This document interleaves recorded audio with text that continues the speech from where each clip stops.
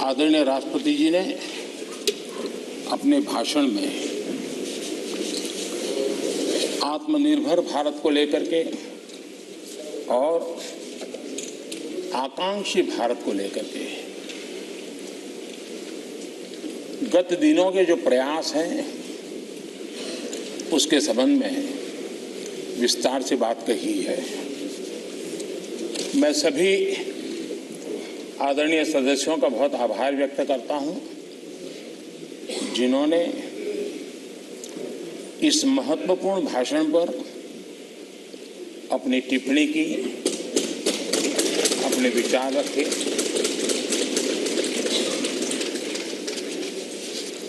आदरणीय अध्यक्ष जी, मैं अपनी बात बताने से पहले कल जो घटना घटी उसके लिए दो शब्द जरूर कहना चाहूंगा। देश ने आदरणीय लता दीदी को खो दिया। इतने लंबे काल तक जिनकी आवाज ने देश को मोहित किया, देश को प्रेरित भी किया, देश को भावनाओं से भर दिया और एक अहर्निश सांस्कृतिक धरोहर को मजबूत करते हुए और देश की एकता को भी करीब करीब 36 भाषाओं में उन्होंने गाया। ये अपने आप में भारत की एकता और अखंडता के लिए भी एक प्रेरक उदाहरण है। मैं आज आदरणीय लता दीदी जी को आदरपूर्वक श्रद्धांजलि देता हूं। आदरणीय अध्यक्ष जी, इतिहास इस बात का गवाह है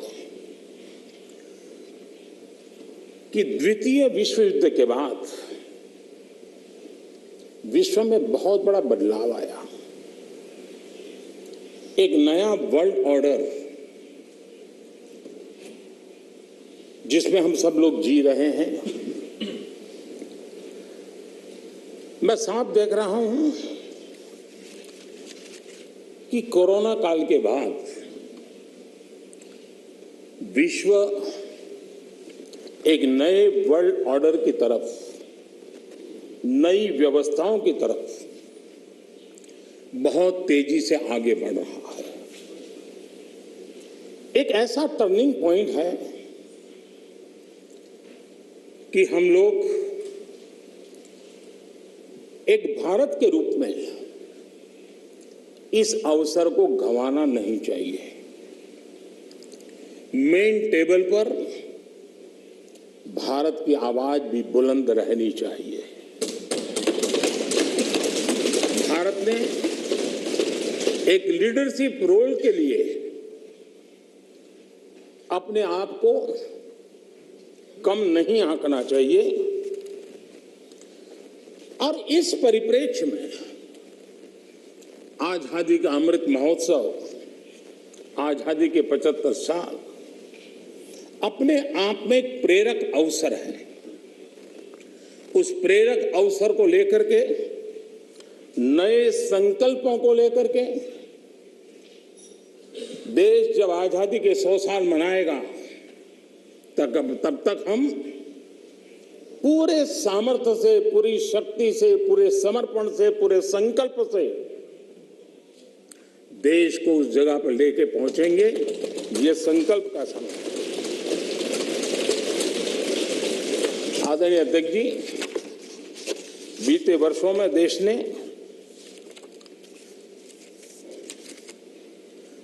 कई क्षेत्रों में, मूलभूत व्यवस्थाओं में बहुत मजबूती का अनुभव किया है और बहुत मजबूती के साथ हम आगे बढ़े हैं। प्रधानमंत्री आवास योजना, गरीबों को रहने के लिए घर हो, ये कार्यक्रम तो लंबे समय से चला है, लेकिन जो गति, जो व्यापकता, विशालता, विविधता उसने उसमें स्थान पाया, उसके कारण आज गरीब का घर भी लाखों से भी ज्यादा कीमत का बन रहा है। और एक प्रकार से जो भी पक्का घर पाता है वो गरीब आज लखपति की श्रेणी में भी आ जाता है। कौन हिंदुस्तानी होगा जिसको इस बात को सुनकर के गर्व न हो कि आज देश के गरीब से गरीब के घर में शौचालय बना है।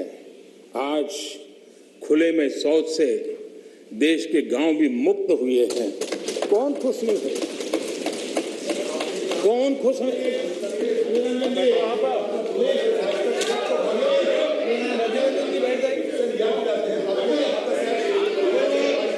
तरीका ठीक नहीं है।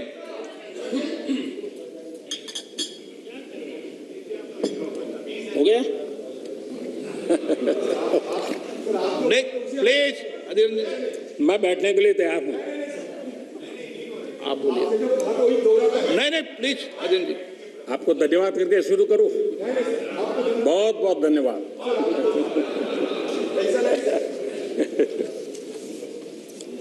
आपका प्यार अजरा अमर रहेगा।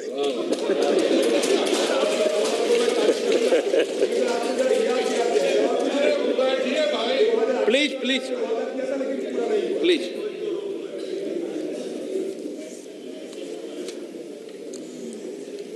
आजादी के इतने सालों के बाद गरीब के घर में भी जब रोशनी होती है तो उसकी खुशियां देश की खुशियों को ताकत देती है।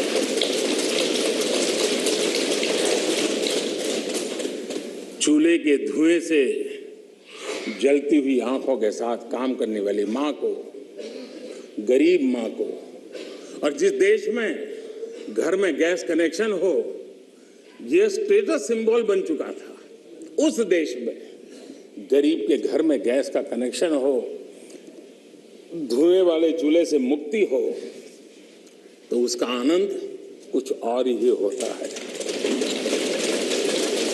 हमारी माताएं बहनें उनका पूरा प्लीज दादा प्लीज बैठिए। आपको मैंने पर्याप्त मौका दिया, तरीका ठीक नहीं है। दादा को बीच बीच में मौका देना चाहिए, क्योंकि दादा उम्र के इस पड़ाव में भी बचपना का मजा लेते रहते हैं।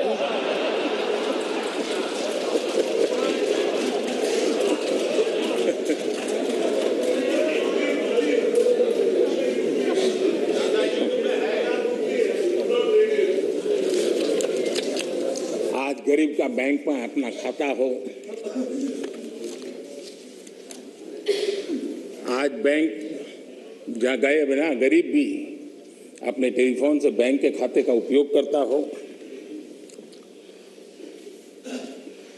सरकार के द्वारा दिए गई राशि सीधी डायरेक्ट बेनिफिट ट्रांसफर के तहत उसके खाते में पहुंचती हो, ये सब अगर आप जमीन से जुड़े हुए होते, अगर आप जनता के बीच में रहते होते तो जरूर ये चीजें नजर आती, दिखाई देता। लेकिन दुर्भाग्य ये है कि आप में से बहुत लोग ऐसे हैं जिनके सुई कांटा 2014 में अटका हुआ है और उससे वो बाहर ही निकल नहीं पाते हैं, और उसका नतीजा भी आपको भुगतना पड़ा है। आपने जो अपने आप को एक ऐसी मानसिक अवस्था में बांध के रखा है, देश की जनता आपको पहचान गई है। कुछ लोग पहले पहचान गए, कुछ लोग देर से पहचान गए, और कुछ लोग आने वाले समय में पहचानने वाले हैं। अब देखिए, आप जब इतना सारा लंबा उपदेश देते हैं तब भूल जाते हैं 50 साल तक कभी आपने भी देश में यहां बैठने का सौभाग्य प्राप्त किया था। और क्या कारण है कि आप सोच नहीं पाते। अब आप देखिए, नागालैंड के लोगों ने आखिरी बार 1998 में कांग्रेस के लिए वोट किया था, करीब 24 साल हो गए। ओडिशा ने 1995 में आपके लिए वोट किया था, सिर्फ 27 साल हो गए, आपको वहां एंट्री नहीं मिली। गोवा में 1994 में पूर्ण बहुमत के साथ आप जीते थे, 28 साल हो गए, गोवा ने आपको स्वीकार नहीं किया। पिछली बार 88 में त्रिपुरा में वहां की जनता ने वोट दिया था, करीब 34 साल पहले त्रिपुरा में। कांग्रेस का हाल है यूपी, बिहार और गुजरात। आखिर में 1985 में 1985 में करीब 37 साल पहले आपके लिए वोट किया था।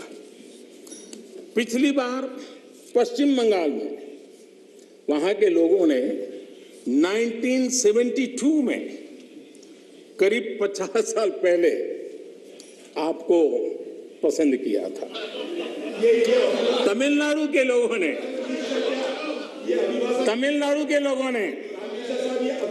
प्लीज तमिलनाडु, मैं इसके लिए सहमत हूं। कागज लेके बाद में बोल लेना। अगर आप उस मर्यादा का पालन करते और इस जगह का उपयोग न करते, और बड़ा दुर्भाग्य है देश का कि सदन जैसी पवित्र जगह देश के लिए काम आनी चाहिए, उसको दल के लिए काम में लेने का जो प्रयास हो रहा है, और उसके कारण जवाब देना हमारी मजबूरी बन जाती है। जवाब देना हमारी मजबूरी बन जाती है।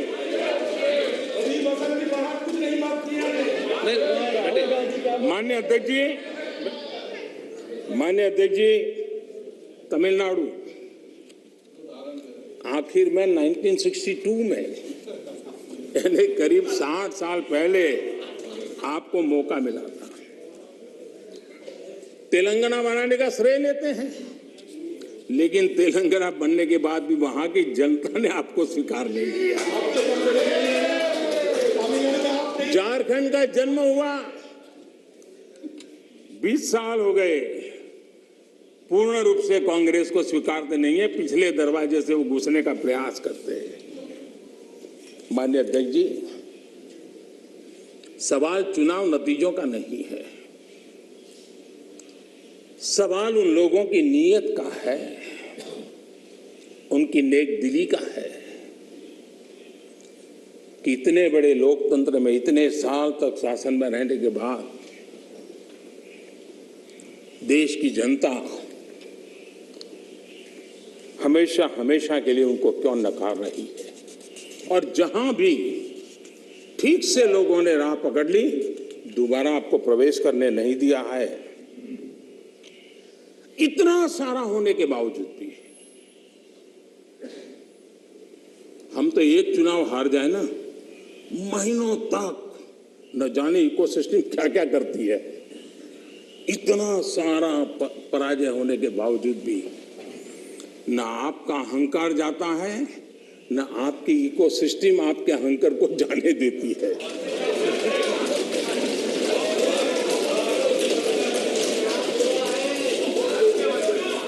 रहिए, इस बार अधीर रंजन जी बहुत सारे शेर सुना रहे थे। चलिए, मौका मैं भी ले लूं।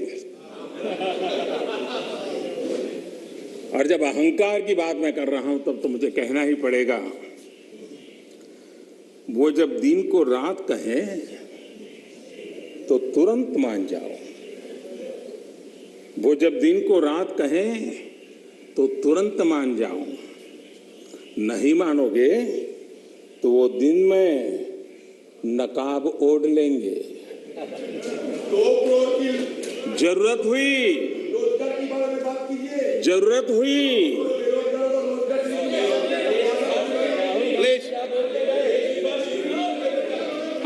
जरूरत हुई तो हकीकत को थोड़ा बहुत मरोड़ लेंगे।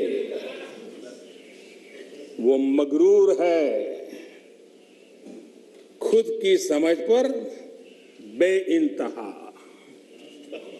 उन्हें आईना मत दिखाओ, इन्हें आईना मत दिखाओ, वो आईने को भी तोड़ देंगे।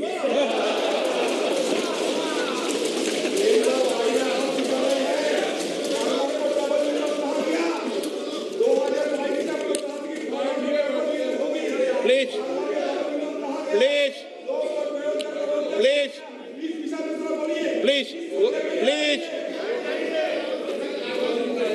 आदरणीय अध्यक्ष जी, आजादी का अमृत महोत्सव, आजादी के 75 वर्ष में आज देश आजादी का अमृत महोत्सव मना रहा है और देश अमृत काल में प्रवेश कर रहा है। आजादी की इस लड़ाई में जिन जिन लोगों ने योगदान किया, वो किसी दल के थे या नहीं थे, इन सब से परे उठ करके देश के लिए जीने मरने वाले लोग, देश के लिए जवानी खपाने वाले लोग, ये हर किसी को स्मरण करने का, पुण्य स्मरण करने का अवसर है और उनके सपनों को याद करते हुए कुछ संकल्प लेने का अवसर है। आदरणीय अध्यक्ष जी, हम सब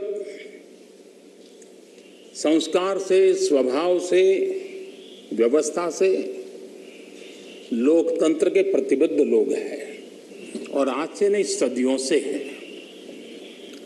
लेकिन ये भी सही है, आलोचना ये जीवंत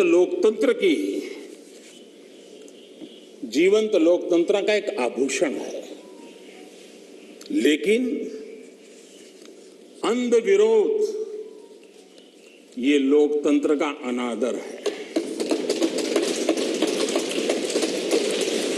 सबका प्रयास, इस भावना से भारत ने जो कुछ हासिल किया है, अच्छा होता उसे खुले मन से स्वीकार किया गया होता, उसका स्वागत किया जाता, उसका गौरवगान करते। बीते 2 सालों में 100 साल का सबसे बड़ा वैश्विक महामारी का संकट पूरी दुनिया की मानव जात झेल रही है।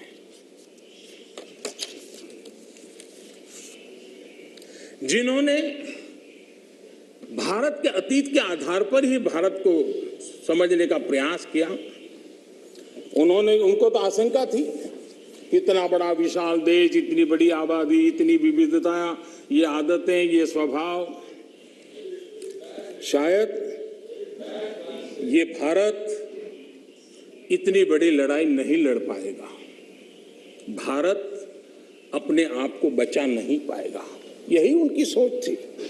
लेकिन आज स्थिति क्या है? मेड इन इंडिया कोविड टीके, कोविड वैक्सीन दुनिया में सबसे प्रभावी है।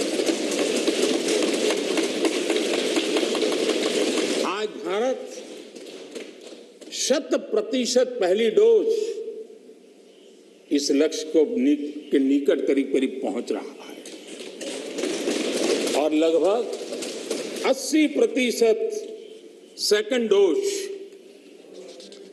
उसका पड़ाव भी पूरा कर लिया है।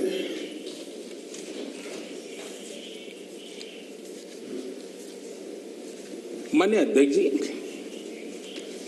कोरोना एक वैश्विक महामारी थी,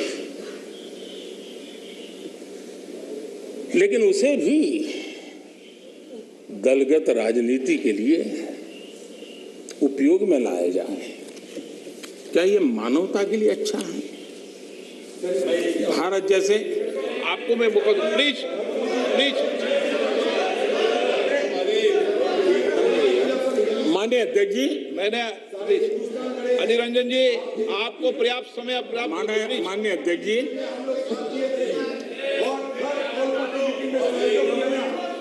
प्लीज प्लीज। माननीय अध्यक्ष जी, मैंने तो किसी का नाम नहीं दिया।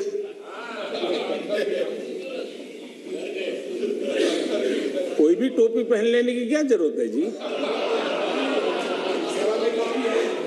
अरे क्यों? लेकिन जब आप खड़े ही हो गए तो अब मैं नाम दे करके बोलना चाहता हूं।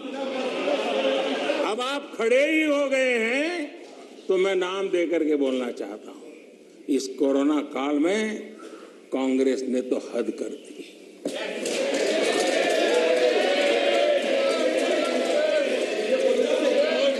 पहली लहर के दौरान मौका दूंगा आपको, प्लीज।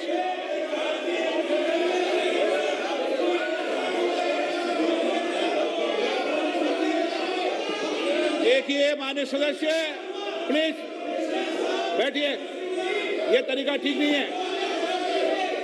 आपको मैंने पर्याप्त, प्लीज बैठिए, please please please please please.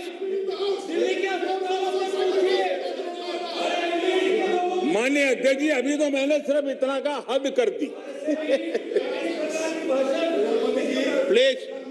पहली लहर के दौरान आपको मैंने देश जब पर्याप्त अवसर दिया था, लॉकडाउन का पालन कर रहा था, जब WHO दुनिया भर के लोगों को सलाह देता था, सारे हेल्थ एक्सपर्ट कह रहे थे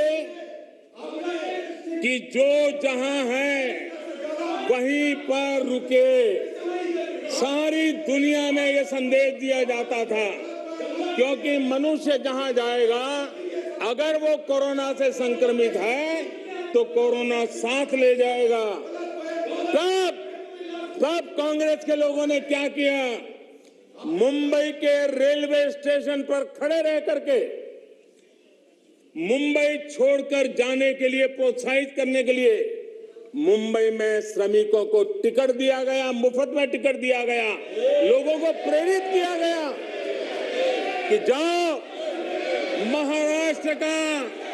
महाराष्ट्र में हमारे पर जो बोझ है वो जरा कम हो, और जाओ, तुम उत्तर प्रदेश के हो, तुम बिहार के हो, जाओ वहां कोरोना फैलाओ।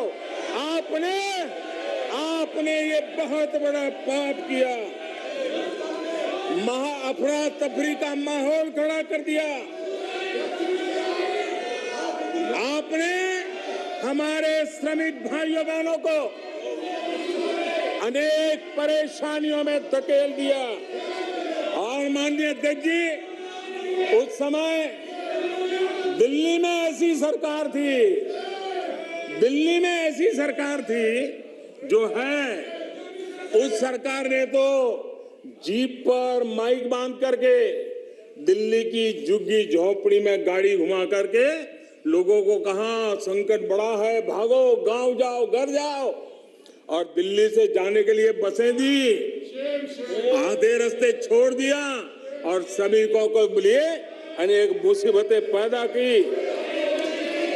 और उसका कारण हुआ कि यूपी में, उत्तराखंड में, पंजाब में जिस कोरोना की इतनी गति नहीं थी, इतनी तीव्रता नहीं थी, इस पाप के कारण कोरोना ने वहां भी अपनी लपेट में ले लिया।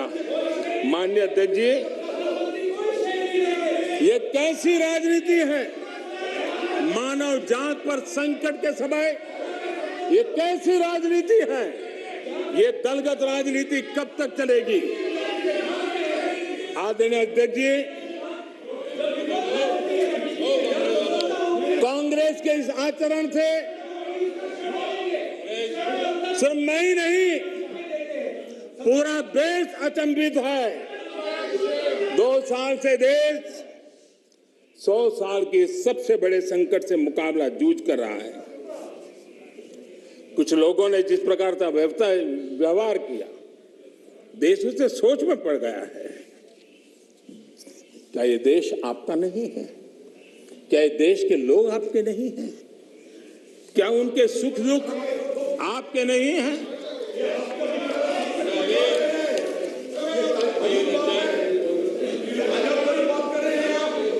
इतनी बड़ी संकट आया, कई राजनीतिक दल के नेता जरा आत्मनिरीक्षण करें।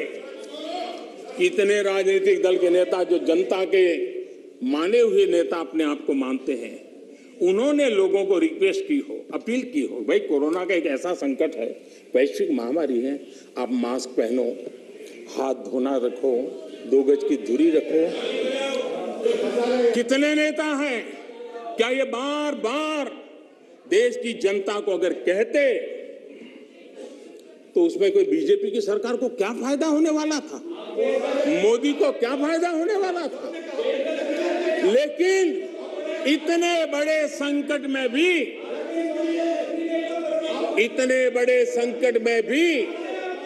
इतना सा पवित्र काम करने से भी चूक गए। इसलिए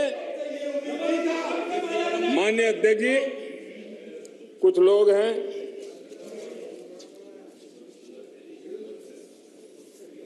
उनको ये इंतजार था कि ये कोरोना वायरस मोदी की छवि को चपेट में ले लेगा।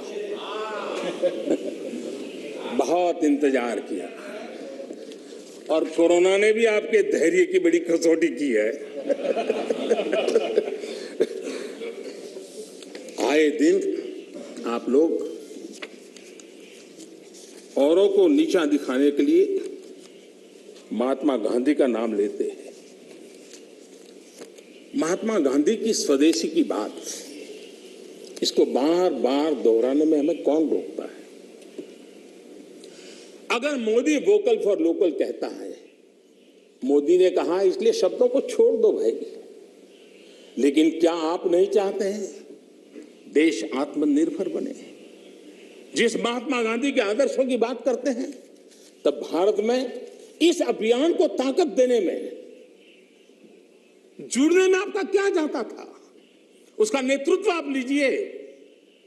महात्मा गांधी जी के स्वदेश के निर्णय को आगे बढ़ाइए, देश का भला होगा। और हो सकता है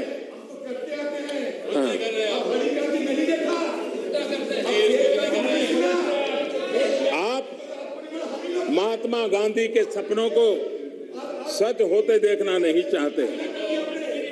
माननीय अध्यक्ष जी, आज पूरी दुनिया योग के लिए, एक प्रकार से कोरोना में तो योग ने दुनिया भर में जगह बना ली।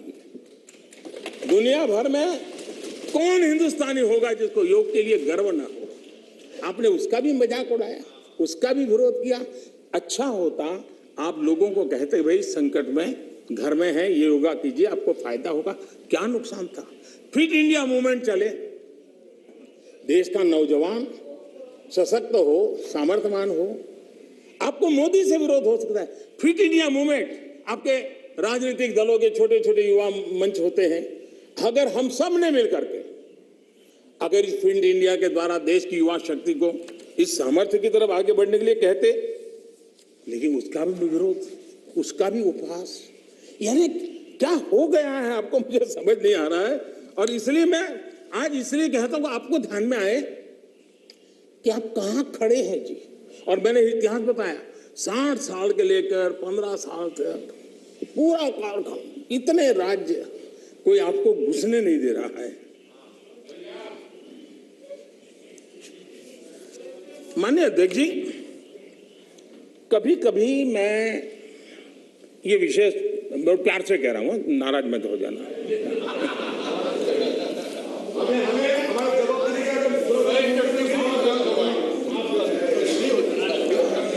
मुझे कभी कभी माननीय अध्यक्ष जी ये विचार आता है, उनके बयानों से, उनके कार्यक्रमों से, उनके कर्तृत्व से, जिस प्रकार से आप बोलते हैं, जिस प्रकार से मुद्दों से जुड़ते हैं, ऐसा लगता है कि आपने मन बना लिया है कि 100 साल तक सत्ता में नहीं आना है।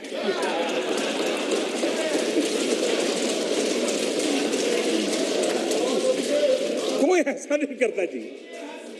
थोड़ी सी भी आशा होती, थोड़ा सा भी लगता हाँ यार देश की जनता फिर से फुलहार करेगी, तो ऐसा नहीं करते। और इसलिए खैर अब आपने ही तय कर लिया है 100 साल के लिए, तो फिर मैंने भी तैयारी कर ली है।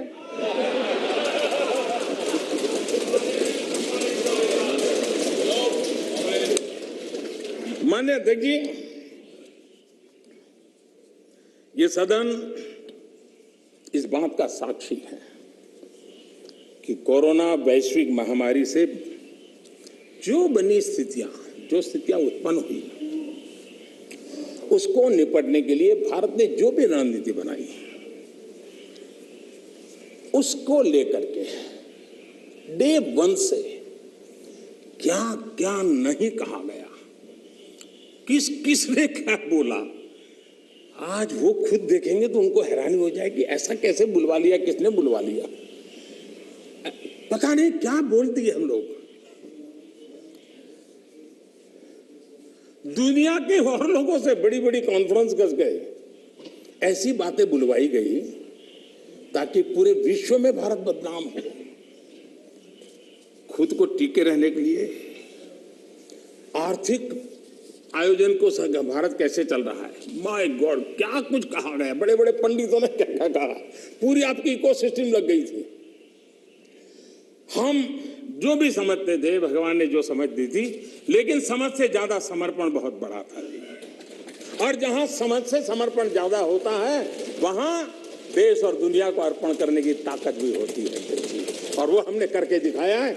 और जिस रास्ते पर हम चले, आज विश्व के अर्थ जगत के सभी ज्ञाता इस बात को मानते हैं कि भारत ने जिस आर्थिक नीतियों को लेकर इस कोरोना कालखंड में अपने आप को आगे बढ़ाया, वो अपने आप में एक उदाहरणीय है।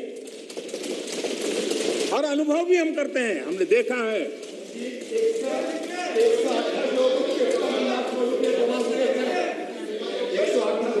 माननीय जी, भारत आज दुनिया की, माननीय अध्यक्ष जी, भारत आज दुनिया की जो बड़ी इकोनॉमीज है, उसमें सबसे तेजी से विकसित हो रही बड़ी अर्थव्यवस्था है। माननीय अध्यक्ष जी, इस कोरोना कालखंड में भी हमारे किसानों ने रिकॉर्ड पैदावार की, सरकार ने रिकॉर्ड खरीदी की। दुनिया के अनेक देशों में जहां खाने का संकट पैदा हुआ, और आपको पता होगा 100 साल पहले जो आपदा आई थी, उसके जो रिपोर्ट है उसमें ये बात कही गई है कि बीमारी से मरने वालों की जैसी तादाद है, वैसी भूख से मरने वालों की भी बड़ी तादाद है। उस समय के 100 साल पहले की रिपोर्ट में है। इस देश ने किसी को भूख से मरने नहीं दिया। 80 करोड़ से अधिक देशवासियों को मुफ्त राशन उपलब्ध कराया, और आज भी करा रहे हैं। माननीय अध्यक्ष जी, हमारा total export historically highest record पर है, और ये कोरोना काल में है। कृषि एक्सपोर्ट ऐतिहासिक रूप से टॉप पर पहुंचा है। सॉफ्टवेयर एक्सपोर्ट नई ऊंचाई तरफ बढ़ रहा है। मोबाइल फोन एक्सपोर्ट्स अभूतपूर्व वृद्धि हुई है। डिफेंस एक्सपोर्ट, कईयों को परेशानी हो रही है। ये आत्मनिर्भर भारत का कमाल है कि आज देश डिफेंस एक्सपोर्ट में भी अपनी पहचान बना रहा है। एफडीआई और एफपीआई, माननीय अध्यक्ष जी,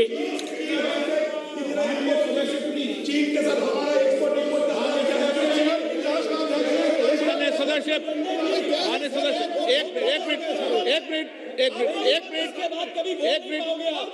एक मिनट, आप चुप रहिए, आप शांत रहिए, आप शांत रहिए प्लीज। माननीय सदस्य please please please please please, एक मिनट चुप रहिए आप भी। माननीय सदस्य आप चुप रहिए, आपको किसने इजाजत दी, बैठिए। माननीय सदस्यगण, मैंने सभी माननीय सदस्यों को पर्याप्त समय पर्याप्त अवसर दिया है, लेकिन माननीय सदस्य आपने जब बोला तो मैंने कहा कि कोई भी इस सदन में नेता बोल रहे हैं, कोई टिप्पणी टिप्पणी करेंगे, लेकिन आज आप ये उचित व्यवहार नहीं है। सदन के नेता बोल रहे हैं, सदन की गरिमा को बनाए रखें, ये मेरा आपसे आग्रह है। आपको मैं बोलने का मौका दूंगा।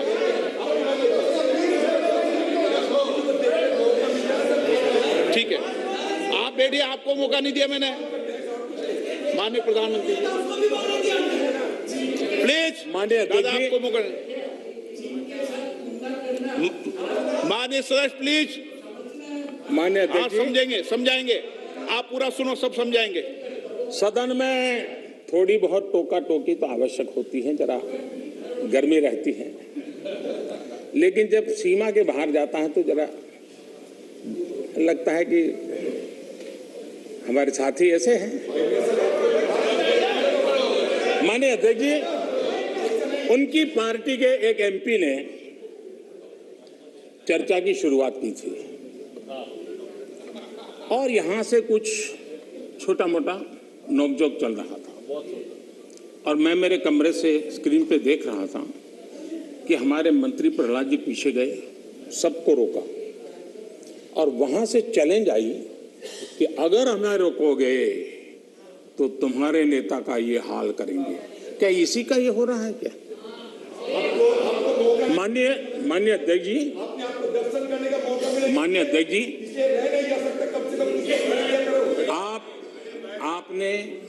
आपको अब हर एक को अपना सीआर सुधारने की कोशिश तो करनी चाहिए और मैं मानता हूं जितना किया है उसे आपका सीआर ठीक हो गया है। जिन लोगों को रजिस्टर करना है आपके इस पराक्रम को कर लिया है जी, ज्यादा क्यों कर रहे हो? इस सत्र में तो कोई आपको नहीं निकालेगा, विश्वास करो। इस सत्र में आपको कोई निकालने का नहीं, मैं आपको गारंटी देता हूं।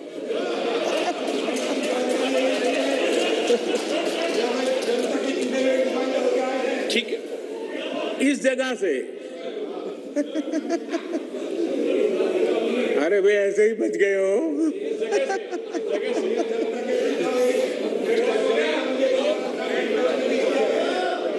माननीय अध्यक्ष जी, एफडीआई और एफपीआई का रिकॉर्ड निवेश आज भारत में हो रहा है। रिन्यूएबल एनर्जी के क्षेत्र में आज हिंदुस्तान दुनिया के टॉप 5 कंट्रीज में है।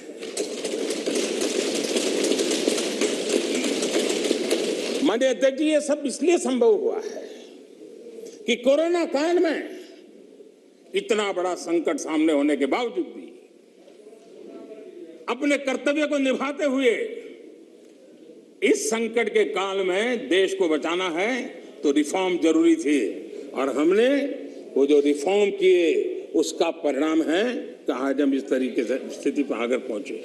माननीय अध्यक्ष जी, एमएसएमई सदस्य प्लीज सहित आप बैठिए। हर उद्योग को गलत तरीका है आपका। जरूरी सपोर्ट दी, बैठिए, ऐसे नहीं चलेगा। नियमों को, प्रक्रियाओं को सरल किया। आत्मनिर्भर भारत का जो मिशन है उसको हमने चरितार्थ करने के लिए भरपूर कोशिश की। ये सारी उपलब्धियां ऐसे हालत में देश ने हासिल की हैं जब अंतर्राष्ट्रीय स्तर पर आर्थिक जगत में बहुत बड़ी उथल पाथल आज भी चल रही है। सप्लाई चेन पूरी तरह चरमरा गई है। लॉजिस्टिक सपोर्ट में अनेक संकट पैदा हुए हैं।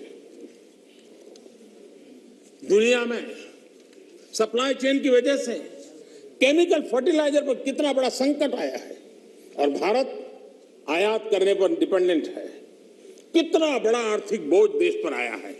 पूरी विश्व में हालत पैदा हुई है, लेकिन भारत ने किसानों को इस पीड़ा झेलने के लिए मजबूर नहीं किया। भारत ने वो सारा बोझ देश ने अपने कंधों पर उठाया और किसान को ट्रांसफर नहीं होने दिया है। भारत ने फर्टिलाइजर की सप्लाई को भी निरंतर जारी रखा है।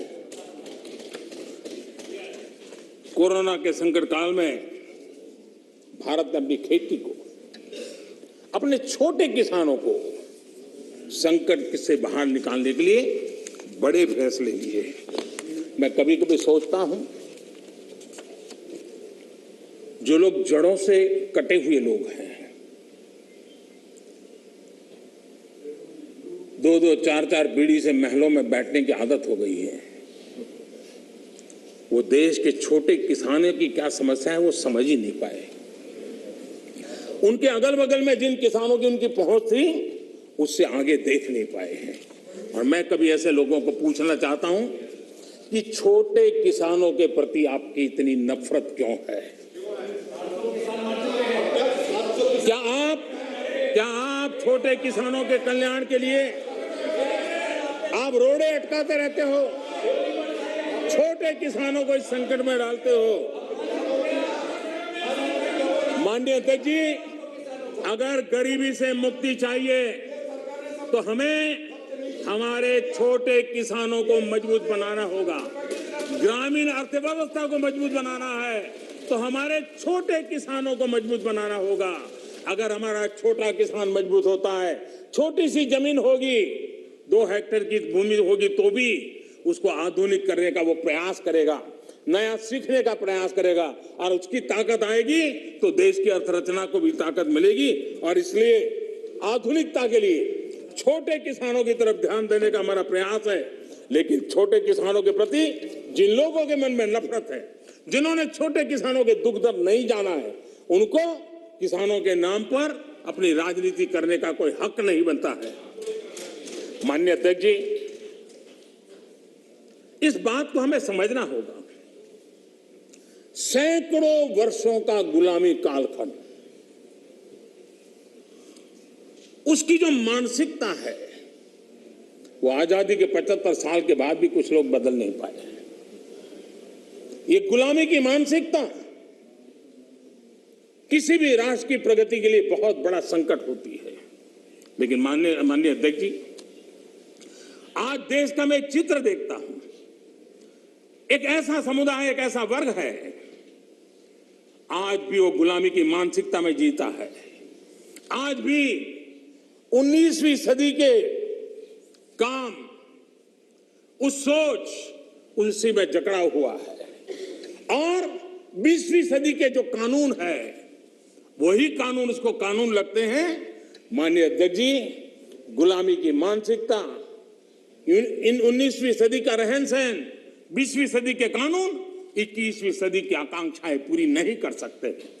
21वीं सदी के अनुकूल हमें बदलाव बहुत जरूरी है। माननीय अध्यक्ष जी, जिस बदलाव को हमने अस्वीकार किया, उसका परिणाम क्या है? फ्रेट कॉरिडोर, इतने मनोमंथन के बाद, कई वर्षों तक उसके बाद योजना बनी। 2006 में प्लानिंग, 2006 से 2014 तक का उसका हाल देखिए। 2014 के बाद उसकी तेजी आई। यूपी में सरयू नहर परियोजना 70 के दशक में शुरू हुई, 70 दशक में, और उसकी लागत 100 गुना बढ़ गई। हमारे आने के बाद हमने उस काम को पूरा किया। ये कैसी सोच है, क्या तरीके हैं? यूपी का अर्जुन डैम परियोजना 2009 में शुरू हुई, 2017 तक 1/3 खर्चा हुआ। हमने इतने कम समय में इसको पूर्ण कर दिया। अगर कांग्रेस के पास इतनी सत्ता थी, इतने सालों तक सत्ता थी, तो 4 धाम को वो ऑल वेदर सड़कों में परिवर्तित कर सकते थे, जोड़ सकते थे, लेकिन नहीं किया। वाटरवे, सारी दुनिया वाटरवे का समर्थन है। हमारा ही देश था कि हमने वाटरवे को नकार दिया। आज हमारी सरकार को वाटरवे पे काम करना है। पुराने अप्रोच से गोरखपुर के कारखाना बंद होता था, हमारे अप्रोच से गोरखपुर का फर्टिलाइजर का कारखाना शुरू होता है। माननीय अध्यक्ष जी, ये लोग ऐसे हैं जो जमीन से कटे हुए हैं, उसके कारण उनके लिए फाइल की मूवमेंट, फाइल में सिग्नेचर करके कौन अगला मुलाकात आएगा उसी के इंतजार में जो रहते हैं। आपके लिए फाइल सब कुछ है, हमारे लिए 130 करोड़ देशवासियों का लाइफ महत्वपूर्ण है। आप फाइल में खोए रहे, हम लाइफ बदलने के लिए जी जान से जुटे हुए लोग। आज उसी का परिणाम है प्रधानमंत्री गति शक्ति मास्टर प्लान। एक होलिस्टिक अप्रोच, टुकड़ों में नहीं। एक आधा काम वहां रहा है, रोड बन रहा है, फिर बिजली वाला आकर के खुदाई करता है, वो ठीक होता है, फिर पानी वाला आकर के खुदाई करता है। उस सारी समस्याओं से बाहर आकर के हमने डिस्ट्रिक्ट लेवल तक गति शक्ति मास्टर प्लान की दिशा में हम काम कर रहे हैं। उसी प्रकार से हमारा देश की विशेषता को देखते हुए मल्टी मॉडल ट्रांसपोर्ट सिस्टम, उस पर हम बड़ा जोर दे रहे हैं और कनेक्टिविटी पर इसके का आधार पर हम जोर दे रहे हैं। आजादी के बाद सबसे तेज गति से ग्रामीण सड़कें कहीं बन रही है तो इस 5 साल के कालखंड में बनी है। माननीय अध्यक्ष जी, नेशनल हाईवे बन रहे हैं, रेलवे लाइनों का बिजलीकरण हो रहा है। आज देश नए एयरपोर्ट्स, हेलीपोर्ट्स और वाटरड्रोम का नेटवर्क खड़ा कर रहा है। देश के 6 लाख से अधिक गांवों में ऑप्टिकल फाइबर नेटवर्क के लिए काम चल रहा है। माननीय अध्यक्ष जी, ये सारे काम ऐसे हैं जो रोजगार देते हैं। ज्यादा से ज्यादा रोजगार इन्हीं कामों से मिलता है। आधुनिक इंफ्रास्ट्रक्चर आज देश की आवश्यकता है और अभूतपूर्व निवेश भी हो रहा है और उसी से रोजगार भी बढ़ना है, विकास भी बढ़ना है और विकास की गति भी बढ़ना है और इसलिए आज देश उस दिशा में काम कर रहा है। माननीय अध्यक्ष जी, जितनी ज्यादा अर्थव्यवस्था ग्रो करेगी उतने ही रोजगार के अवसर पैदा होंगे और इसी लक्ष्य को लेकर के पिछले 7 साल से हमने इन चीजों पर फोकस किया है और उसका परिणाम है हमारा आत्मनिर्भर भारत अभियान। मैन्युफैक्चरिंग हो या सर्विस सेक्टर हो, हर सेक्टर में हमारा उत्पाद बढ़ रहा है, उत्पादन बढ़ रहा है। आत्मनिर्भर भारत अभियान के हम आज ग्लोबल वैल्यू चेन के हिस्से बन रहे हैं। ये अपने आप में भारत के लिए एक अच्छी निशानी है। हमारा बड़ा फोकस एमएसएमई और टेक्सटाइल जैसे लेबर इंसेंटिव सेक्टर्स में है। एमएसएमई की परिभाषा में सुधार, एमएसएमई की परिभाषा में हमने सुधार करके उसको भी नए अवसर दिए हैं। अपने छोटे उद्योगों को सुरक्षित करने के लिए, एमएसएमई के लिए सरकार ने इस कोरोना के विकट कालखंड में 3 लाख करोड़ रुपए की विशेष योजना भी शुरू की है और उसका लाभ हमारे एमएसएमई सेक्टर को मिला है। और इसका बहुत बढ़िया स्टडी एसबीआई ने किया है।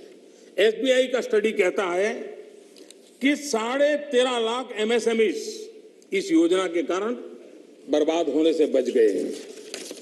एसबीआई का स्टडी कहता है 1.5 करोड़ नौकरियां बची हैं और करीब 14% एमएसएमई लोन्स के कारण एनपीए होने की जो संभावना थी उससे बच गए हैं।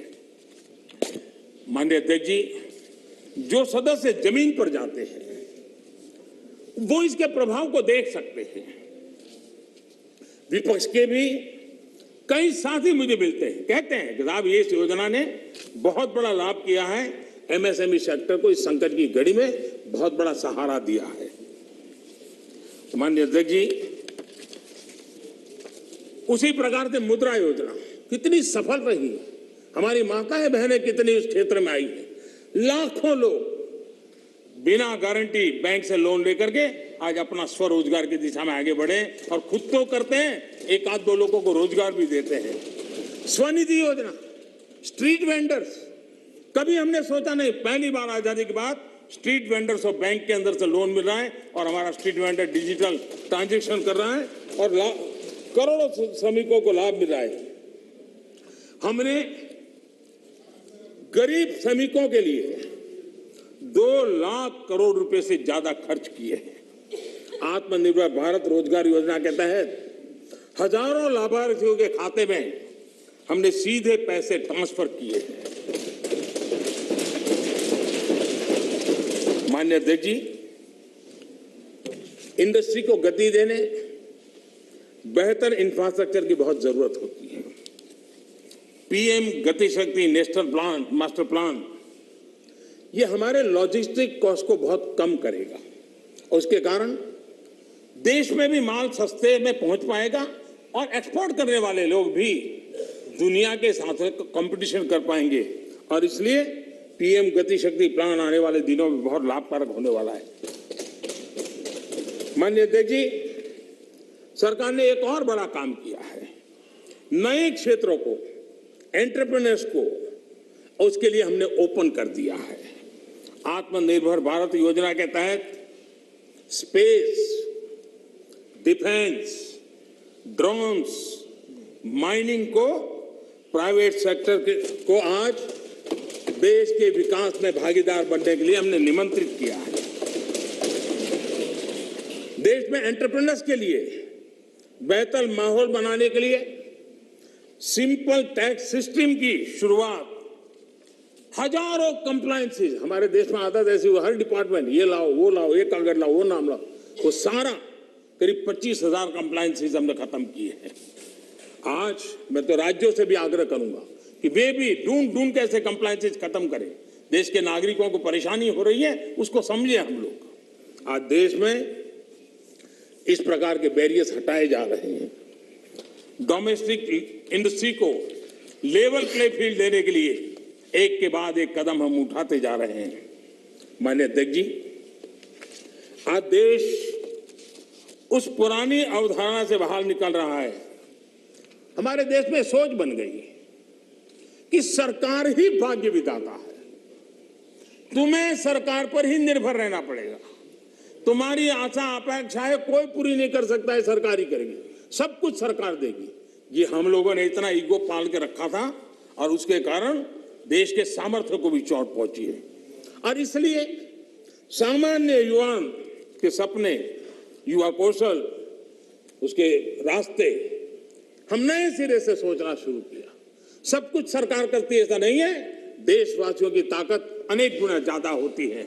वो सामर्थ्य के साथ अगर संकल्प के साथ जुड़ जाते हैं तो परिणाम मिलता है। आप देखिए 2014 के पहले हमारे देश में सिर्फ 500 स्टार्टअप थे।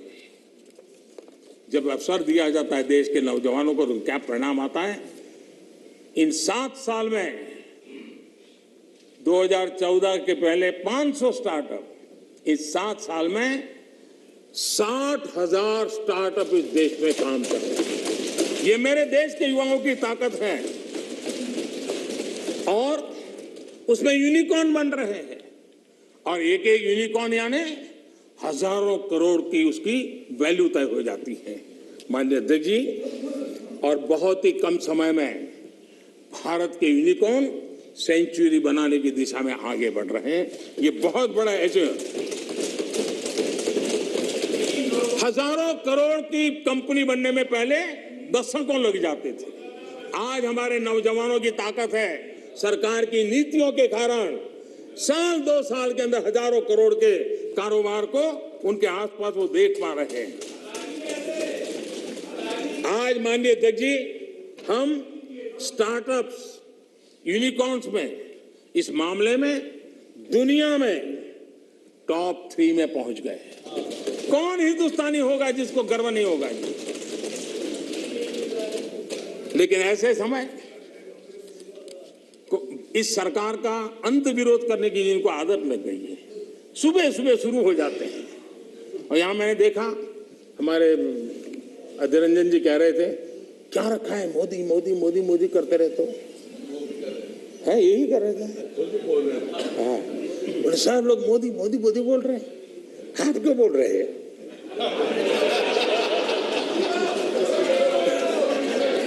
आप लोग सुबह सुबह होते ही शुरू हो जाते हैं। एक पल आप लोग एक पल मोदी के बिना नहीं बिता सकते। अरे मोदी तो आपकी प्राण शक्ति है।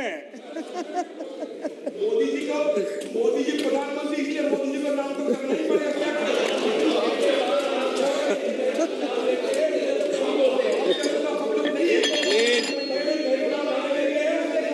बोल रहे हैं ना,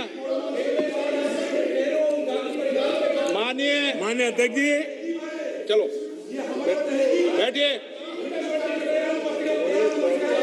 कुछ लोग देश के नौजवानों को, देश के एंटरप्रेन्योर्स को, देश के वेल्थ क्रिएटर्स को, उनको डराने में आनंद आता है, उनको भयभीत करने में आनंद आता है, उनको गुमराह करने में आनंद आता है। देश का नौजवान उनकी बातें सुन नहीं रहा है, इसके कारण देश आगे बढ़ रहा है। माननीय अध्यक्ष जी, आज जो यूनिकॉर्न है, यही उसमें से कुछ मल्टीनेशनल कंपनियां बनने का सामर्थ्य रखती है। लेकिन कांग्रेस में ऐसे लोग बैठे हैं जो कहते हैं, जो हमारे उद्यमी हैं उनके लिए कहते हैं, और आपको भी जानकर के आश्चर्य होगा, क्या कहते हैं? वो कहते हैं ये उद्यमी लोग कोरोना वायरस का वेरिएंट, बताइए क्या हो गया हमारे देश के उद्यमी, एक कोरोना वायरस के वेरिएंट है क्या? हम क्या बोल रहे हैं, किसके लिए बोल रहे हैं? कोई जरा आपके अंदर बैठे तो जरा बोलो तो सही, क्या हो रहा है? पार्टी का नुकसान हो रहा है, कांग्रेस पार्टी का नुकसान हो रहा है।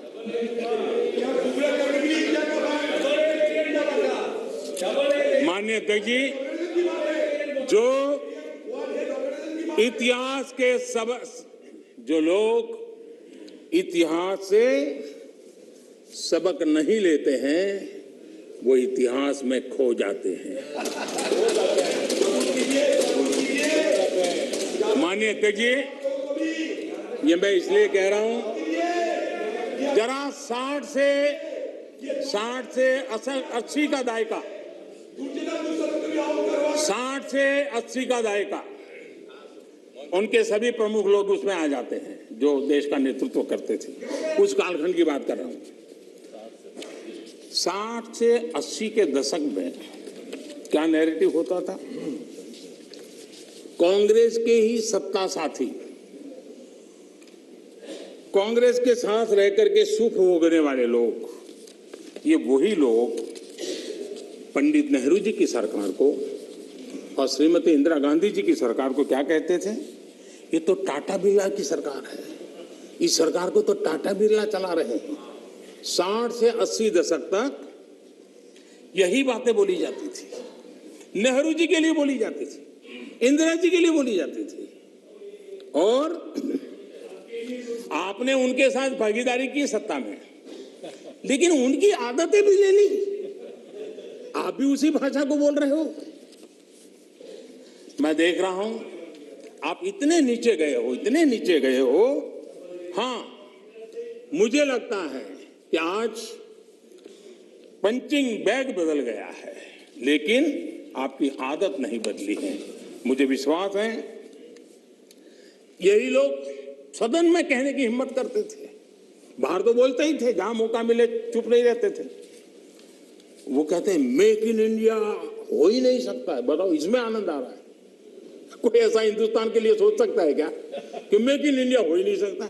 अरे भाई, आपको तकलीफ होगी, हम आकर के करेंगे, ठीक है, ऐसा बोलो। देश को क्यों गाली देते हो जी? देश के खिलाफ क्यों बोलते हो? मेक इन इंडिया हो नहीं सकता।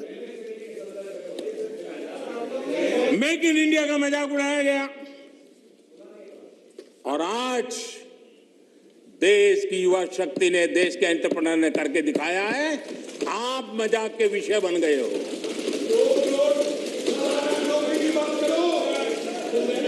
और मेक इन इंडिया की सफलता आप लोगों को कितना दर्द दे रही है, ये मैं भली भांति समझ पा रहा हूं। माननीय अध्यक्ष जी, मेक इन इंडिया से कुछ लोगों को तकलीफ इस बात के लिए है क्योंकि मेक इन इंडिया का मतलब है कमीशन के रास्ते बंद, मेक इन इंडिया का मतलब है भ्रष्टाचार के रास्ते बंद, मेक इन इंडिया का मतलब है तिजोरी भरने के रास्ते बंद, और इसलिए मेक इन इंडिया का ही विरोध करो। भारत के लोगों के सामर्थ्य को नजरअंदाज करने का पाप, देश के लघु उद्यमियों के सामर्थ्य का अपमान, देश के युवाओं का अपमान, देश की इनोवेटिव क्षमता का अपमान। माननीय अध्यक्ष जी, देश में इस प्रकार का नकारात्मकता का, निराशा का वातावरण, खुद निराश हैं, खुद सफल नहीं हो पा रहे हैं, इसलिए देश को असफल होने करने के जो खेल चल रहे हैं, उसके खिलाफ देश का नौजवान बहुत जाग चुका है, जागरूक हो चुका है। माननीय अध्यक्ष जी, पहले जो सरकार चलाते थे, जो जिन्होंने 50 साल तक देश की सरकारें चलाई, मेक इन इंडिया को लेकर उनका क्या रवैया था? सिर्फ डिफेंस सेक्टर को हम देखें तो सारी बातें समझ आती थी, वो क्या करते थे, कैसे करते थे, क्यों करते थे, किसके लिए करते थे। पहले सालों में क्या होता था, नए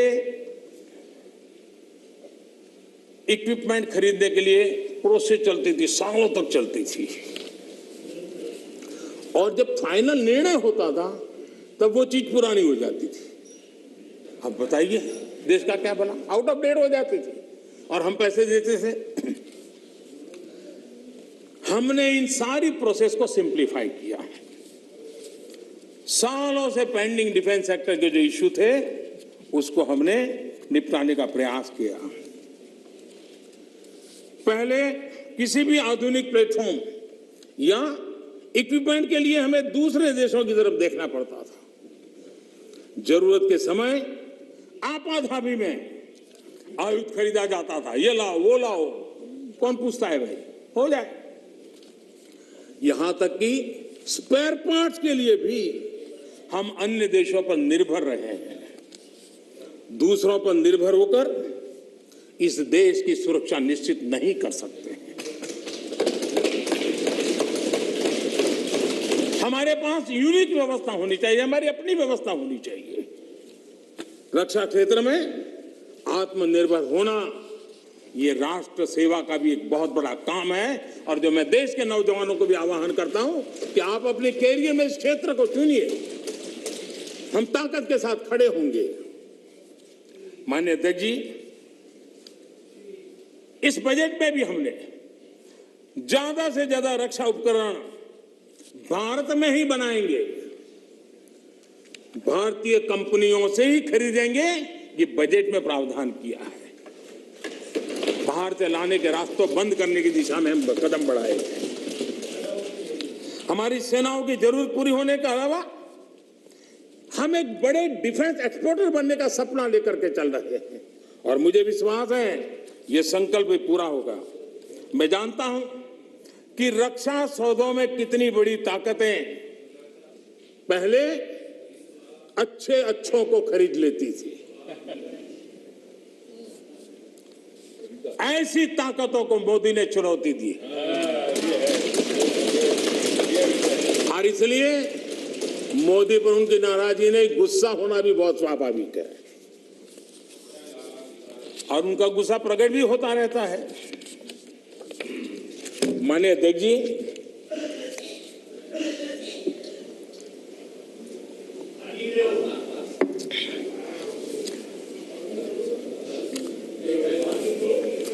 विपक्ष के हमारे कुछ साथियों ने यहां महंगाई का मुद्दा भी उठाया। अच्छा लगता, देश का भी भला होता अगर आपकी ये चिंता तब भी होती जब कांग्रेस के नेतृत्व में यूपीए की सरकार थी। ये दर्द उस समय भी होना चाहिए था। आप शायद भूल गए हैं, मैं जरा आपको याद दिलाना चाहता हूं। कांग्रेस सरकार के आखिरी 5 सालों में लगभग पूरे कार्यकाल में देश को डबल डिजिट महंगाई की मार झेलनी पड़ी थी। हमारे आने से पहले ये स्थिति थी। कांग्रेस की नीतियां ऐसी थी कि सरकार खुद मानने लगी थी कि महंगाई उसके नियंत्रण से बाहर है। 2011 में तत्कालीन वित्त मंत्री जी ने लोगों से बेशर्मी के साथ कह दिया था कि महंगाई कम करने के लिए किसी अलादीन के जादू की उम्मीद न करें। ये आपके नेताओं की असंवेदनशीलता। हमारे चिदंबरम जी, जो कि इन दिनों इकोनॉमी पर अखबारों में लेख लिखते हैं, जब सरकार में थे तब क्या कहते थे? उस समय के नेता क्या कह रहे थे आपके? वो कहते थे 2012 में उन्होंने कहा था कि लोगों को 15 रुपये की पानी की बोतल और 20 रुपये की आइसक्रीम खरीदने में तकलीफ नहीं होती, लेकिन गेहूं चावल पर 1 रुपया बढ़ जाए तो बर्दाश्त नहीं के होता। ये आपके नेताओं के बयान, यानी महंगाई के प्रति कितना असंवेदनशील रवैया था, ये चिंता का कारण है। माननीय अध्यक्ष जी, महंगाई देश के सामान्य मानवी से सीधा जुड़ा हुआ मुद्दा है और हमारी सरकार ने, एनडीए सरकार ने पहले दिन से सतर्क और संवेदनशील रह करके इस मसले को बारीकाई से हैंडल करने का प्रयास किया है। और इसलिए हमारी सरकार महंगाई नियंत्रण को अपनी वित्तीय पॉलिसी का प्राथमिक लक्ष्य बनाया हमने। माननीय अध्यक्ष जी, 100 साल में आई इतनी बड़ी महामारी के इस कालखंड में भी हमने प्रयास किया कि महंगाई और जरूरी चीजों की कीमत आसमान न छुए। सामान्य मानवी के लिए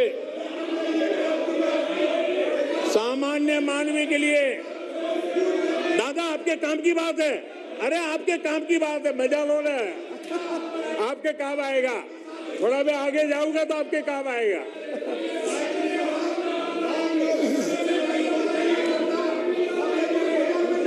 माननीय अध्यक्ष जी, महंगाई और जरूरी चीजों की कीमत आसमान न छुए। सामान्य मानवी के लिए, खासकर गरीब के लिए महंगाई बर्दाश्त की सीमा से बाहर न हो और महंगाई को नियंत्रण में रखने के लिए हमने क्या किया है, ये आंकड़े खुद बता रहे हैं। कांग्रेस के जहां महंगाई दर डबल डिजिट में थी, 10% से ज्यादा थी, वहीं 2014 से 2020 तक महंगाई 5% से कम रही है। 5% से कम रही है। कोरोना के बावजूद आपको मैं बोलने देना चाहता हूं तो क्या आगे आपकी मजा होने वाली है, जरा इंतजार करो, आ रहा हूं। कोरोना के बावजूद इस साल महंगाई 5.2% रही है और उसमें भी फूड इन्फ्लेशन 3% से कम रही है। आप अपने समय में वैश्विक परिस्थितियों की दुहाई देकर पल्ला झाड़ लेते थे, वैसे महंगाई पर कांग्रेस के राज में पंडित नेहरू जी ने लाल किले से क्या कहा, वो जरा आपको मैं बताना चाहता हूं। पंडित नेहरू देश के पहले प्रधानमंत्री लाल किले से बोल रहे हैं। देखिए, आपकी इच्छा रहती है ना, मैं पंडित जी का नाम नहीं बोलता हूं। आज मैं बार बार बोलने वाला हूं। आज तो नेहरू जी ही नेहरू जी।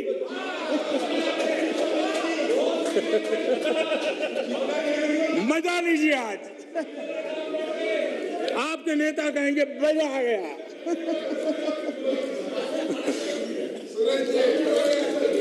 माननीय अध्यक्ष जी, पंडित नेहरू जी ने लाल किले पर से कहा था, और ये उस जमाने में कहा गया था, तब ग्लोबलाइजेशन इतना नहीं था, नाम मात्र का भी नहीं था। उस समय नेहरू जी लाल किले से देश को संबोधन करते हुए क्या कह रहे हैं? कभी कभी कोरिया में लड़ाई भी हमें प्रभावित करती है। इसके चलते वस्तुओं की कीमतें बढ़ जाती है। इति नेहरू जी, भारत के पहले प्रधानमंत्री। कभी कभी कोरिया में लड़ाई भी हमें प्रभावित करती है। इसके चलते वस्तुओं की कीमतें बढ़ जाती हैं और यह हमारे नियंत्रण से भी बाहर हो जाती है। देश के सामने देश का पहला प्रधानमंत्री हाथ ऊपर कर देता है, हाथ ऊपर कर देता है। आगे क्या कहते हैं? देखो जी, आपके काम की बात है। आगे कहते हैं, पंडित नेहरू जी आगे कहते हैं,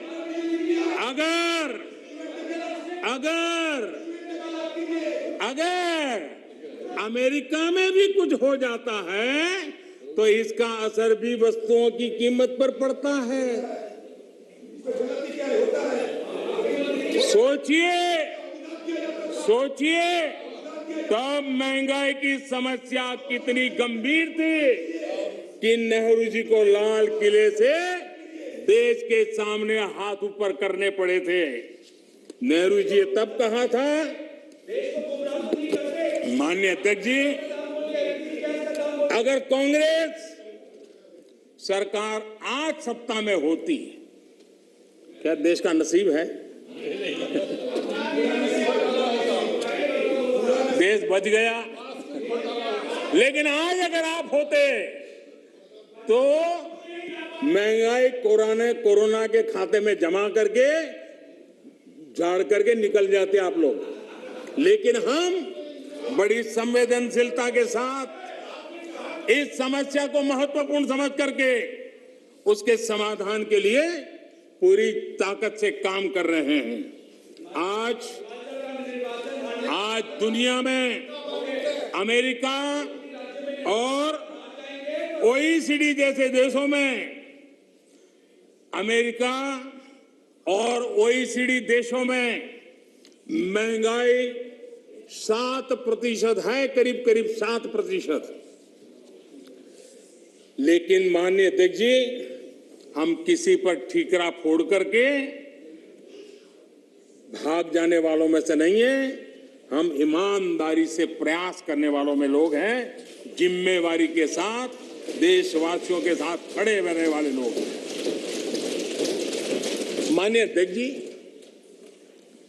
इस सदन में गरीबी कम करने के भी बड़े बड़े आंकड़े दिए गए, लेकिन एक बात भूल गए,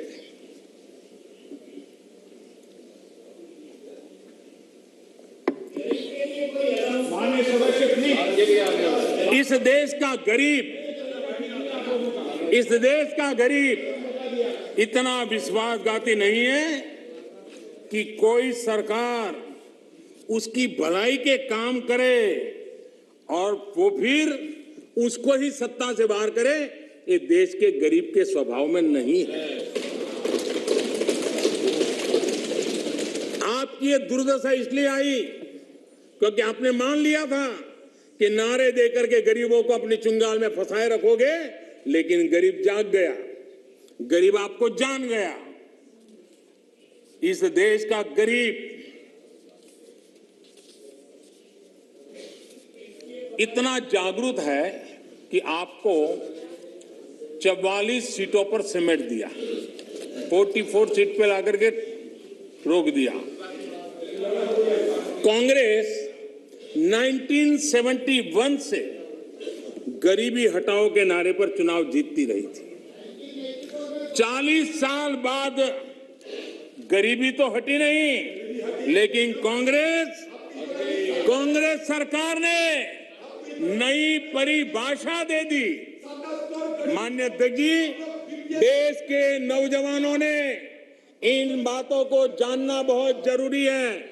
और अध्यक्ष जी, आप देखिए कि ये डिस्टर्ब तब करते हैं कि उनको अंदाजा आता है चोट बड़ी गहरी होने वाली है। उनको मालूम है कि मुसीबत में फंसे हैं आज, और कुछ लोग बोल करके भाग जाते हैं और झेलना ऐसे बेचारों को पड़ता है।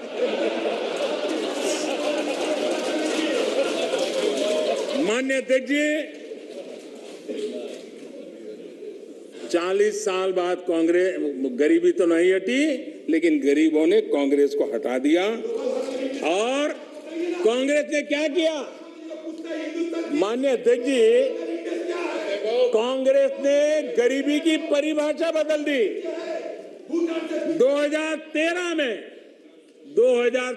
में एक ही झटके में उन्होंने कागज पे कमाल करके 17 करोड़ गरीब लोगों को अमीर बना दिया।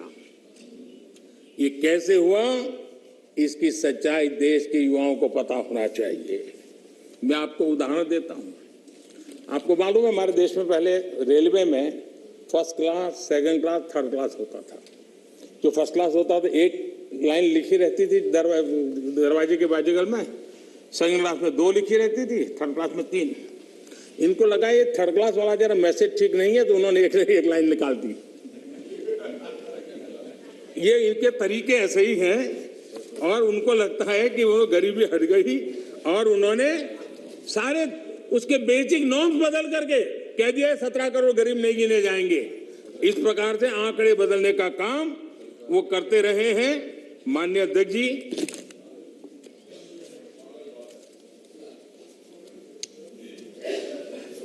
यहां कुछ तात्विक मुद्दों को उठाने की कोशिश की। मैंने तो समझने की बहुत कोशिश की, शायद कोई समझ पाया हो, ऐसा तो मुझे अभी कोई मिला नहीं है। लेकिन जो को समझ पाया होगा तो मैं समझने के लिए तैयार हूं। ऐसे कुछ बातें सुनता हूं तो। माननीय अध्यक्ष जी, सदन में राष्ट्र को लेकर बातें हुई, ये बातें हैरान करने वाली है। मैं मेरी बात रखने से पहले एक बात दोहराना चाहता हूं, और मैं कोट कर रहा हूं।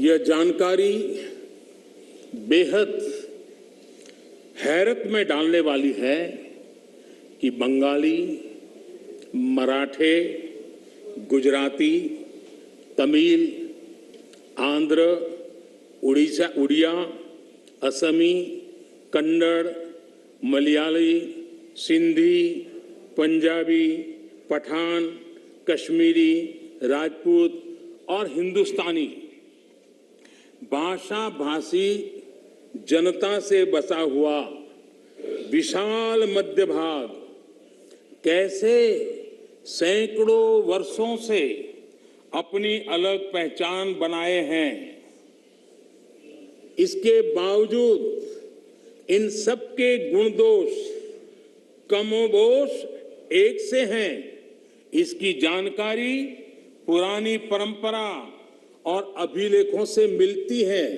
साथ ही इस पूरे दौरान वे स्पष्ट रूप से ऐसे भारतीय बने रहे जिनकी राष्ट्रीय विरासत एक ही थी और उनकी नैतिक और मानसिक विशेषताएं भी समान थी। एक कोटेशन है। अध्यक्ष महोदय, हम भारतीयों की इस विशेषता को बताते हुए इस कोटेशन में 2 शब्द गौर करने वाले हैं, राष्ट्रीय विरासत और ये कोट पंडित नेहरू जी का है। ये बात कही थी नेहरू जी ने और अपनी किताब भारत की खोज में है। हमारी राष्ट्रीय विरासत एक है, हमारे नैतिक और मानसिक विशेषताएं एक है। क्या बिना राष्ट्र के ये संभव है? इस सदन का ये कहकर भी अपमान किया गया कि हमारे संविधान में राष्ट्र शब्द नहीं आता।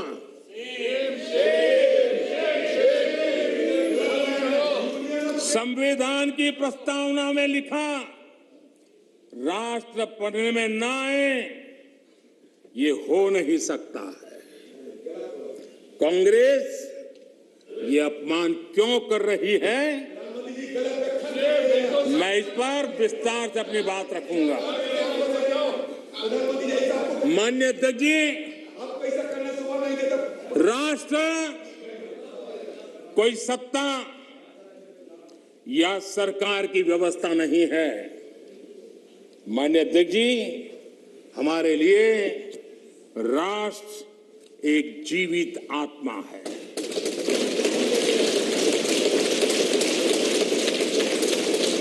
और इससे हजारों साल से देशवासी जुड़े हुए हैं और जूझते रहे हैं। हमारे यहां विष्णु पुराण में कहा गया है, ये किसी भाजपा वाले ने नहीं लिखा है, विष्णु पुराण में कहा गया है, उत्तरम यत् समुद्रस्य हिमाद्रश्चैव दक्षिणम वर्ष तद भारतम नाम भारती यत्र संतति ही। यानी समुद्र के उत्तर में और हिमालय के दक्षिण में जो देश है उसे भारत कहते हैं तथा उनकी संतानों को भारती कहते हैं। विष्णु पुराण का ये श्लोक अगर कांग्रेस के लोगों को स्वीकार्य नहीं है तो मैं एक और कोट इस्तेमाल करूंगा, क्योंकि कुछ चीजों से आपको एलर्जी हो सकती है।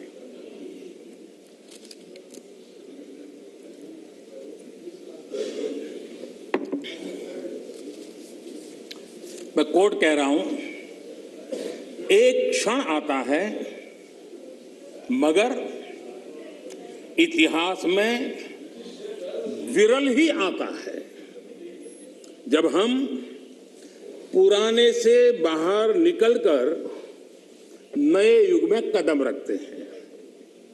जब एक युग समाप्त हो जाता है, जब एक देश की लंबे समय से दबी हुई आत्मा मुक्त होती है। ये भी नेहरू जी के ही बोल है।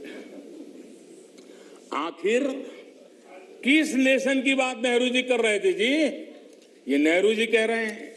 और माननीय अध्यक्ष जी, यहां तमिल सेंटिमेंट को आग लगाने की भारी कोशिश की गई। राजनीति के लिए कांग्रेस की जो परंपरा अंग्रेजों के विरासत में आई दिखती है, तोड़ो तोड़ो तोड़ो और राज करो, तोड़ो और राज करो, बांटो और राज करो। लेकिन मैं आज तमिल भाषा के महाकवि, माननीय अध्यक्ष जी, तमिल भाषा के महाकवि और स्वतंत्र सेनानी आदरणीय सुब्रमण्यम भारती ने जो लिखा था, मैं यहां दोहराना चाहता हूं। तमिल भाषी लोग मुझे क्षमा करें, मेरे उच्चारों में कोई गलती हो तो, लेकिन मेरा आदर और मेरी भावना में कोई कमी नहीं है। सुब्रमण्यम भारती जी ने कहा था, मन्नुम इमय मलय एंगल मलय पन्नरुम उपनिट नुलेंगल नुले पार मिसे एधोरु नुल इधु पोले कौन निलोर भारत नांडेगल नाडे पोड रुवोम इकते इमक किलेडे। इसका भावार्थ जो उपलब्ध है वो इस तरह का है। सुब्रमण्यम भारती जी कहते हैं, जो उन्होंने तमिल भाषा में कहा है उसको मैं अनुवाद, जो भाव मुझे उपलब्ध हुआ है मैं कह रहा हूं। सम्मानित जो सकल विश्व में महिमा जिनकी बहुत रही है, महिमा जिनकी बहुत रही है, अमर ग्रंथ से वे सभी हमारे, अमर ग्रंथ वे सभी हमारे, उपनिषदों का देश यही है। सुब्रमण्यम भारती कह रहे हैं, गाएंगे यस हम सब इसका, गाएंगे यस हम सब इसका, यह है स्वर्णिम देश हमारा, यह है स्वर्णिम देश हमारा। आगे कौन जगत में हमसे, आगे कौन जगत में हमसे, यह है भारत देश हमारा, यह है भारत देश हमारा। ये सुब्रमण्यम भारती जी की कविता का भाव है। ये वो संस्कृति है। और मैं आज तमिल के सब नागरिकों को सैल्यूट करना चाहूंगा।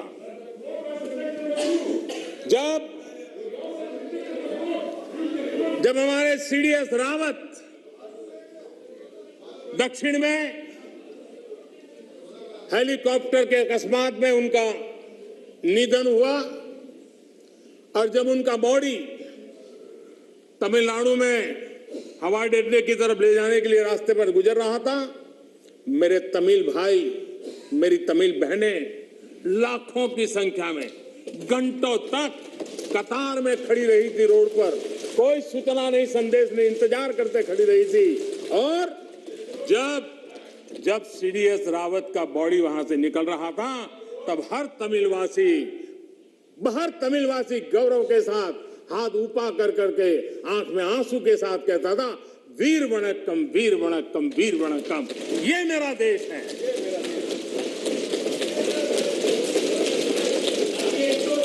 लेकिन कांग्रेस को हमेशा से इन बातों से नफरत रही है।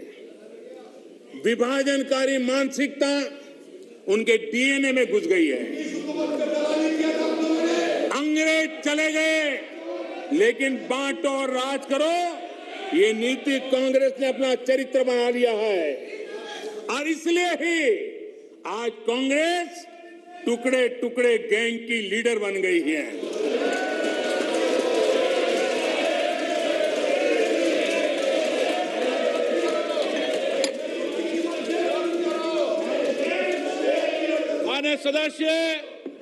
माननीय सदस्य प्लीज, मैंने सभी माननीय सदस्यों को पर्याप्त समय पर्याप्त अवसर दिया था। जब सदन के नेता बोल रहे हैं ये अप्रयादित आचरण आपका ठीक नहीं है, ये सदन की गरिमा नहीं है। जो लोकतंत्र की प्रक्रिया से हमें रोक नहीं पा रहे हैं, वो यहाँ अनुशासनहीनता करके हमें रोकने की कोशिश कर रहे हैं। लेकिन इसमें भी विफलता मिलेगी, इसमें भी विफलता मिलेगी। माननीय अध्यक्ष महोदय, कांग्रेस पार्टी का सत्ता में आने की इच्छा खत्म हो चुकी है। लेकिन जब कुछ मिलने वाला नहीं है तो कम से कम बिगाड़ तो दो। ये फिलॉसफी पर आज निराशावादी, लेकिन उस मोह में बर्बाद कर करके छोड़ेंगे। इस मोह में देश में वो बीज बो रहे हैं जो अलगाव की जड़ों को मजबूत करने वाले हैं। सदन में ऐसी बातें हुई कि जिसमें देश के कुछ लोगों को उकसाने का भरपूर प्रयास किया गया। अगर पिछले 7 साल से कांग्रेस के हर कारनामे, हर गतिविधि उसको बारीकी से देखेंगे तो हर चीज को अगर धागे में बांध करके देखेंगे तो इनका गेम प्लान क्या है वो बिल्कुल समझ में आता है, और वो ही मैं आज उनका खुला कर रहा हूं। माननीय अध्यक्ष जी, आपका गेम प्लान कोई भी हो,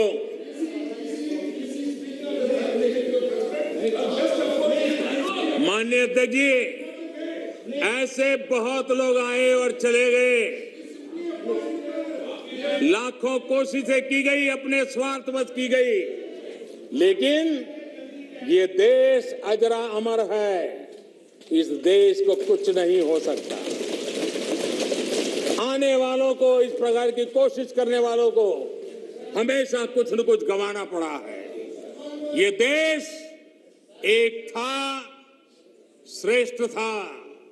यह देश एक है, यह देश श्रेष्ठ है और श्रेष्ठ रहेगा। इसी विश्वास के साथ हम आगे बढ़ रहे हैं। माननीय अध्यक्ष जी,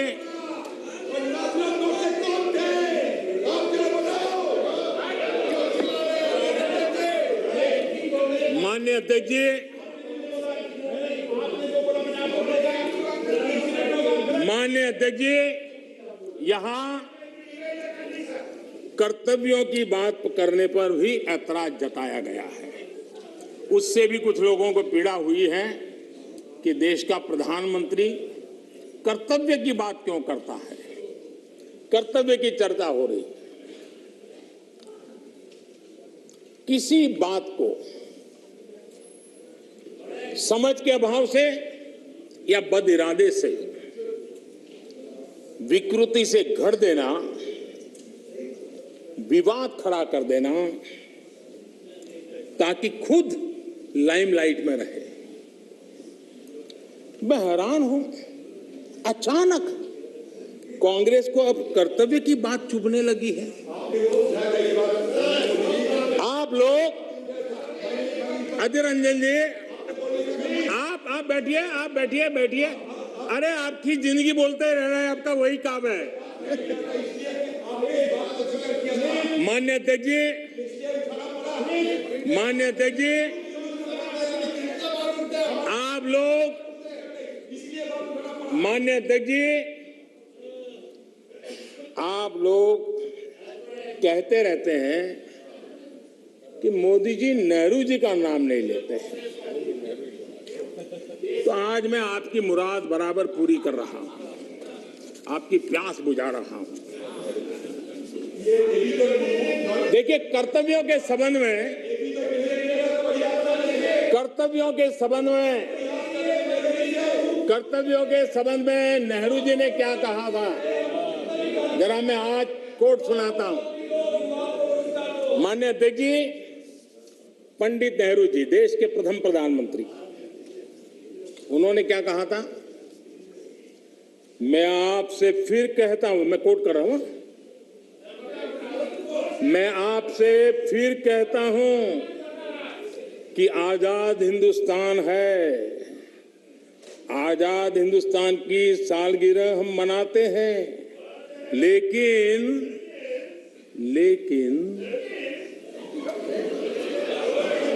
आ गया समझ? सीखो, सीखने में काम आएगा, तैयारी करो। लेकिन आजादी के साथ जिम्मेदारी होती है, और कर्तव्य को ही दूसरे शब्दों में जिम्मेदारी कहते हैं। इसलिए कोई समझ ना हो तो मैं समझा दूं, कर्तव्य को दूसरे शब्दों में जिम्मेदारी कहते हैं। अब ये पंडित नेहरू का कोट है, मैं आपसे फिर कहता हूं कि आजाद हिंदुस्तान है, आजाद हिंदुस्तान की सालगिरह हम मनाते हैं, लेकिन आजादी के साथ जिम्मेदारी होती है। जिम्मेदारी, कर्तव्य खाली हुकूमत की नहीं, जिम्मेदारी हर एक आजाद शख्स की होती है। और अगर आप उस जिम्मेदारी को महसूस नहीं करते, अगर आप समझते नहीं, तब पूरी तौर पर आप आजादी के माने नहीं समझे और आप आजादी को पूरी तौर से बचा नहीं सकते हैं। ये कर्तव्य के लिए देश के प्रथम प्रधानमंत्री पंडित नेहरू जी ने कहा था, लेकिन आप उसको भी भूल गए, आप उसको भी भूल गए। माननीय अध्यक्ष जी, मैं सदन का ज्यादा समय लेना नहीं चाहता हूं, अब वो भी थक गए हैं। माननीय अध्यक्ष जी,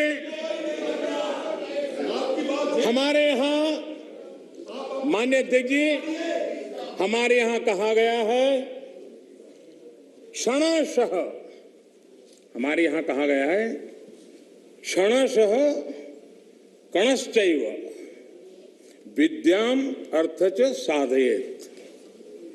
क्षणे नष्टे कुतो विद्या कणे नष्टे कुतो धनम। अर्थात विद्या ज्ञान के लिए एक एक पल महत्वपूर्ण होता है। संपत्ति संसाधनों के लिए एक एक कण जरूरी होता है।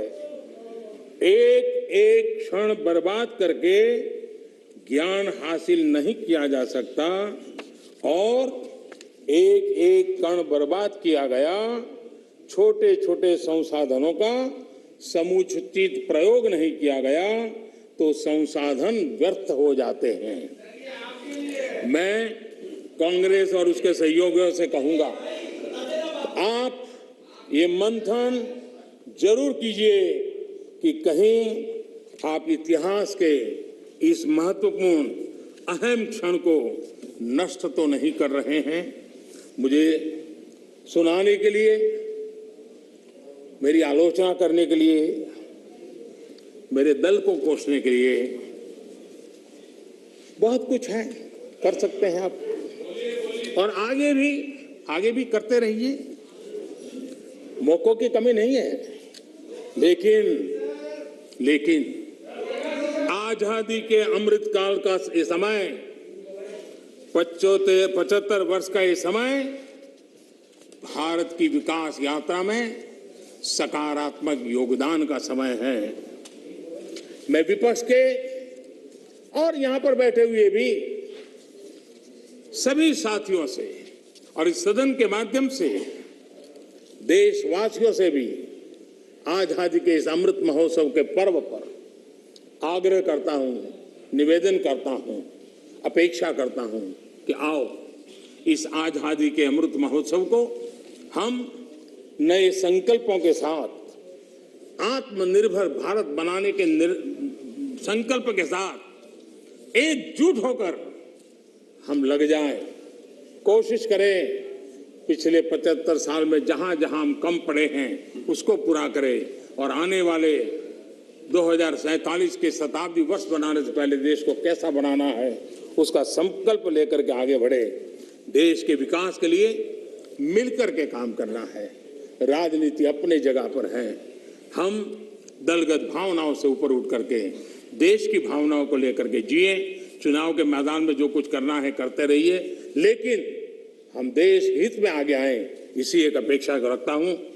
आजादी के 100 वर्ष जब होंगे, ऐसे ही सदन में जो लोग बैठे होंगे वो जरूर चर्चा करेंगे कि ऐसी मजबूत नींव पर, ऐसी प्रगति के पर पहुंची हुई 100 साल की उस यात्रा के बाद देश ऐसे लोगों के हाथ में जाए ताकि उनको आगे ले जाने का मन कर दे।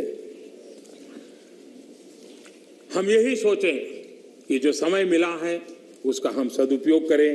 हमारे स्वर्णिम भारत के निर्माण में हम कोई कोताही न बरतें, पूरे सामर्थ्य के साथ उस पर काम में लगे।